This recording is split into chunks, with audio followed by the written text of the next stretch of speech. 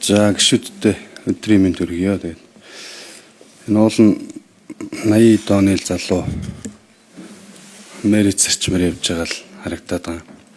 Гэтэ одоо сүүлийн үед гаргасан бүх шийдвэр дээр бас та энэ Монгол банкнд ажил хийж исэн байна л да. Тэгээ Монгол банкны барьж байгаа бодлого бол өнөөдөр бодлогын үгийг чангалдаг л ганц л ажилтаа болсон. Тэр нь одоо иргэд аж ахуйн нэгжийн хосыг шугталж байгаа. Арилжааны банкуудыг хөдөлгөөнд оруулж чадахгүй байгаа. Тэр мөнгөний бодлогоо ер нь цаашдаа яаж барих хэвтэй. Тэрэн дээр нь ямар бодолтой явдаг вэ? Нэгт хоёр дахь юм бол Монгол банк одоо нэг ваахан тэргүүн дэд ерөнхийлөгч гээд чигүүргийн ажил албан тушаал чигүүргийн давхцал асар ихтэй болсон. Тэгээд яг тэргүүн дэд ерөнхийлөгч гэхээр одоо яг юу хийх вэ?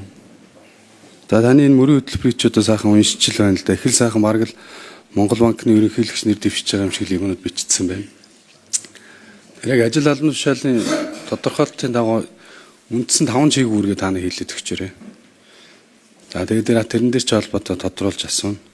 За тэгээд цаашдаа энэ инфляц чинь ингээд макро эдийн засгийн хувьд эдийн засаг өсөд ийн гэдэг байгаа боловч инфляц нь давхар өсөд идэг. Чи эдийн засаг өсчөөл нөгөө талд инфляц чинь сулраж явах хэрэгтэй. Тэгэхгүй яг одоогийн манай энэ эдийн засгийн нөхцөл байдал юу болчиход байгааг эдийн засгч нар өөрсдөө ч ойлгохгүй шүү. Макро орчинд өсөөдөө тэгсэн мөртлөө иргэд мөнгөгүй байгаад энэ инфляц 2 оноо доод аваа гараа явцсан. Цаашдаа яаж өсөх нь одоо таамаглах бололцоогүй. Гэс нэг ийм сонь нөхцөл байдалтай байгаа даа. Тэр энэ эдийн засгийн хизээ яаж солонгоруулж төрөлжүүлэх юм. Тэрэн дээр Монгол банкны бодлогыг юу яаж цаашдаа авч явах хэрэгтэй юм бэ?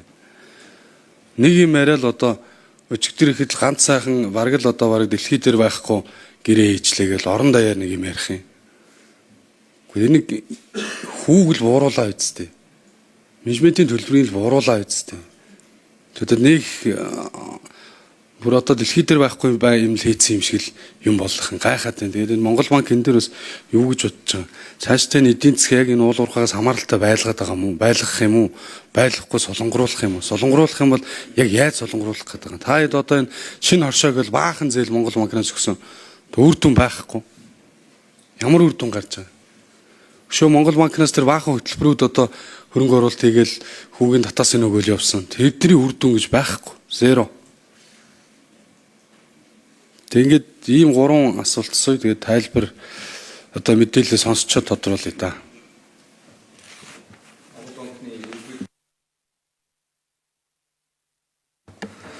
За Монгол банкны ерөнхийлөгч болон нэр дэвшигч хоёуланг олсон гэсэн учраас Монгол банкны ерөнхийлөгчийг энэ дээр төрөй. Эндрийн микрофон олгоё. За очирот гişүүний асуултанд хариулъя. Таны ажиглаж байгаа энэ макро эдийн засгийн асуудлын хувьд бол санал нэг байгаа.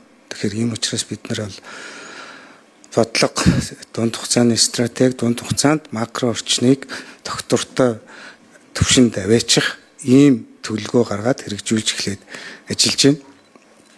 Тэгэхээр нэр дэвшигч өөрөө хариулах бах. Дэд ерөнхийлөгчийн үүргийг бол банкны ерөнхийлөгчийн тушаалаар тодорхойлж өгдөг.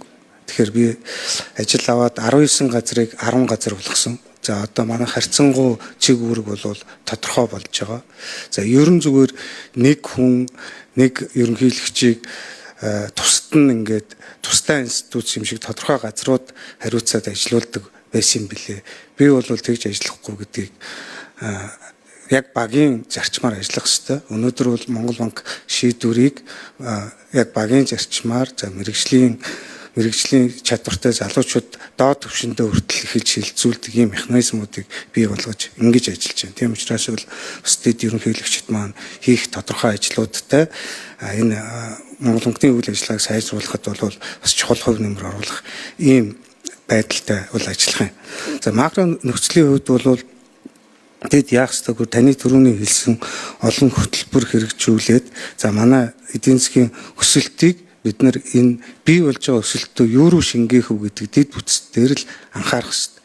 Яагаад инфляц өсөж ийн гэхээр одоо энэ экспорт нэмэгдээд зах зээл дээр яг экспортоор баталгаажсан эрүүл мөнгө бий болохоор энийг хаашаа шингээж явах вэ гэдэг асуудал. Хөрөнгийн зах зээл за ирээдүйд баялаг бий болох тэр яг зөв төсөл хөтөлбөрүүд за бусад энэ мөнгө санхүүгийн зах зээл энэ дэд бүтцүүд хөгжүүлээгүй зүгээр төв банкд аргаа ядаад өөрийнхөө үнд цаасаар шингээж явдаг ганцхан юм хэрэгсэлтэй бусад мөнгө нь яаж ийнө гэхээр манайх шиг юм таны хэлж байгаа солонгороогүй эдийн засгийн үед хэрэглээр орчиж байгаа. Хэрэглээр ороод ирэхээр инфляцийг хөөргөдөд, импортыг хөөргөдөд ийм байдлаар явж байгаа. Тэгэхээр энэ асуудлыг бол засгийн газар, төв банк бол хамтарч бодлогын хувьд төв банк бол мэдээж энэ одоо солонгоруус гардах ажилд орохгүй мөнгөний бодлогын хэрэгсэл болоод бусад макро зохистой бодлогын хэрэгслэр аль секторын яг тодорхой эдийн засгийн өсөлтийг ирээдүйн өсөлтийг бий болгох чиглэл рүү хөшүүрэгдэж өгөх энэ ажлыг хийх ёстой. Тэгэхээр энэ бодлогыг бол тодорхойлоод саналыг бол бас хөргүүлж ажиллаж байгаа гэдэг зүйлийг хэлье. За нэр дэвшигч Эндрэ микрофон дээр. Эндрэ микрофон нэй.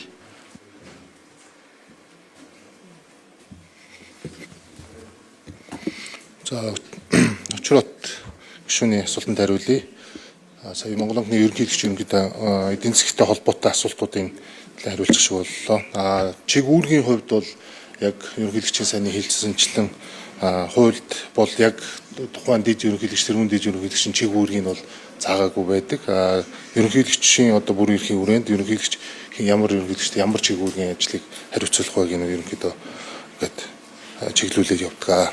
Монгол банкны яг үндсэн чиг үүргэнд бол хуульд бол 8 үндсэн чиг үүргийн ажлыг бол хийхээр заасан байдаг. Энэ мэдээж мөнгөн тэмдэгтийг гүйлгээнд гаргах, зохицуулах, мөнгөний бодлого боловсруулах, хэрэгжүүлэх, засгийн газрын санхүүгийн зуучлалын чиг үүргийг гүйцэтгэх, банк болон хуульд тусгайсан заасан этгээдийн үйл ажиллагааг хяналт тавих, үндэсний төлбөрийн систем, түүний үйл ажиллагааг удирдан зохион байгуулах, гадаад валютын улсын нөөцийн эзэмших удирдах, мөн банкны харилцагч, хадгаламжийн эзэмшигчдийн эрх зүй, эрх зүйн сонирхлыг хамгаалах, мөн макро зохистой бодлогыг хэрэгжүүлэх гэсэн үндсэн 8 чиг үүргээр төв банк үйл ажиллагаагаа хууль заасны дагуу үйл ажиллагаа явуулдаг.